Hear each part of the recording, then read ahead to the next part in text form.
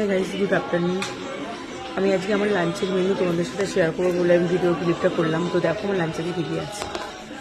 সাদা ভাত, আলু মাখা, ধনেপাতা বাটা, আর এটা একটা নর্মাল হালকা পাতলা মাছের ঝোল, ফুলকপি, আলু, মটরশুঁটি, বিনস দিয়ে করেছি। তো আজকে লাঞ্চের মেনু একটুখানি। তো আমার শরীরটা সেরকম ভালো নেই বলে আমি সেরকম আইটেম করতে পারিনি।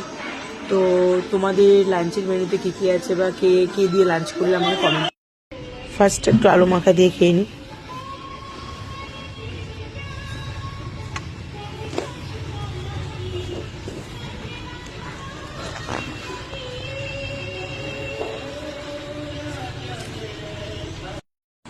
এখন খাবো ধনেপাতা বাটা দিয়ে। তো আমার মতো কে ধনেপাতা বাটা খাও শীতকালে বা খেতে ভালোবাসো তো কমেন্টে জানিও। আলু মাখা রিভিউটা দিলাম না, কারণ আলু মাখা রিভিউ কিছুই নেই, ও একই রকম স্বাদ।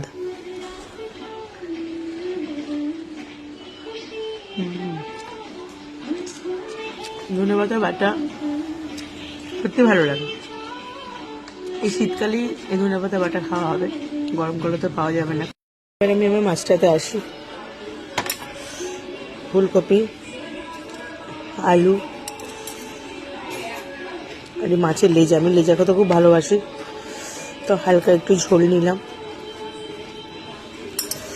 হালকা একটু ঝোল নিয়ে ভাতটাকে একটু মেখে একটু আলু, ফুলকপি আর একটুখানি মাছটা ভেঙে নিই। মাছটা ভেঙে নিয়ে মাখিয়ে একটু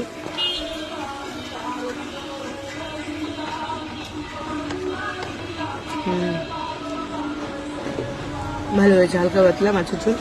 আবার নিজের রান্না নিজেকে ভালো বলতে হচ্ছে, অনেক বলবে নিজের রান্না নিজে ভালো বলতে, কিন্তু কিছু করার নেই, টেস্ট বলেও তো কিছু আছে, তাই না?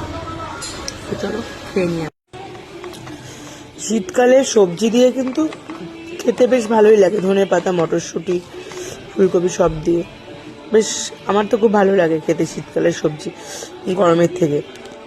তো দেখো ভালোই লাগছে খেতে।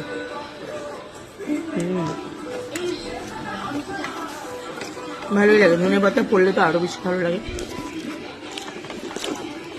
পুরো ভাতটাকে মেখে নিয়েছি ঝোল দিয়ে।